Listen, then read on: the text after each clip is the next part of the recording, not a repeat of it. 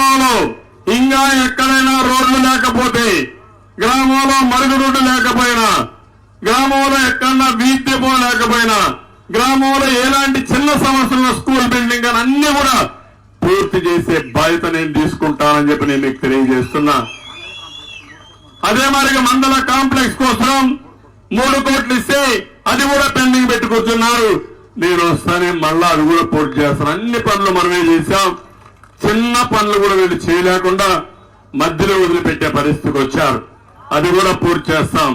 ఇదే కాదు, ఈ రోజు నేను ఒకటే మిమ్మల్ని మీకు అందరికీ హామీ ఇస్తున్నా.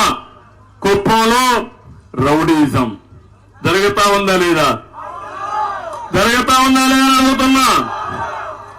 ఒక పక్క దాడులు, ఇంకో పక్క మాట్లాడితే కేసులు, కబ్జాలు, ఎక్కడ చూసినా ఎవరి భూమిని కూడా ఆక్రమణ చేసుకోవడం, అక్రమ మైనింగ్ చేయడం.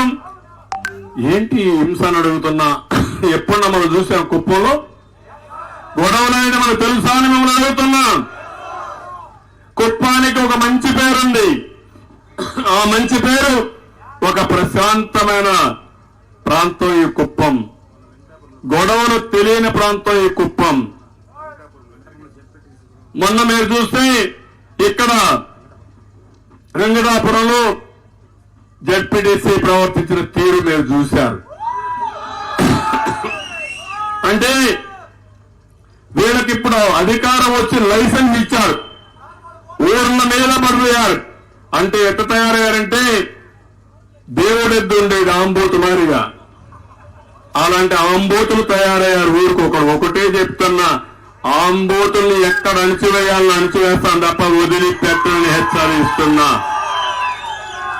రౌడీజం చేస్తే రౌడీలు అనే వాళ్ళు, అందుకే ఒక మాట చెప్పేవాడిని, హత్యలు చేసే వాళ్ళంతా పోస్ట్ మార్టం చేయించే వాళ్ళు మళ్ళా పోయేది పోస్ట్ మార్టంకే పోతారని చెప్పేవాడిని నేను.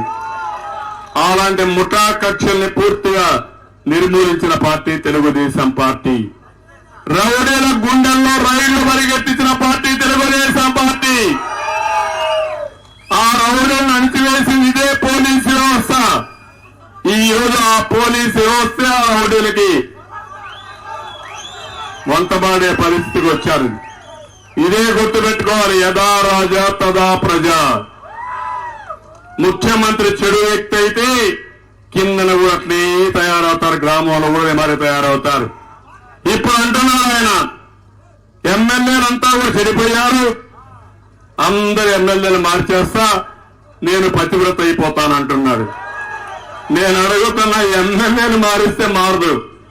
ఆ ఎమ్మెల్యేలు దొంగ పని నేర్పించింది నువ్వే కదా జగన్మోహన్ రెడ్డి అని అడుగుతున్నా నేను.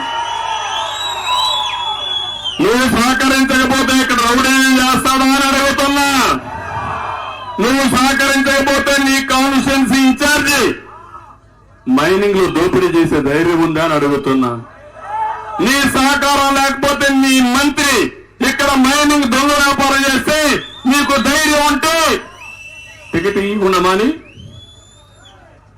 దానికంటే అతనికంటే రౌడీని చేసే వ్యక్తి, ఎక్కువ డబ్బులు సంపాదించిన వ్యక్తి ఎవరన్నా ఉన్నాడా తమ్ముళ్ళు అని మేము అడుగుతున్నా. అంటే నీ మనిషి అయితే నీకు ఓటా ఇస్తే వాడికి పెద్దపీట, అదే మరి అమాయకులైతే వాళ్ళు తీసేసి నేను గొప్ప నాయకుడు అని చెప్పుకోవాలనుకుంటున్నాడు. అందుకే ఒక మాట చెప్తున్నా, ఒక విషయం మీరు గుర్తుపెట్టుకోవాలి. ఒక అతను దొంగ, గది దొంగ చేసిన తర్వాత కోర్టుకు వెళ్ళాడు.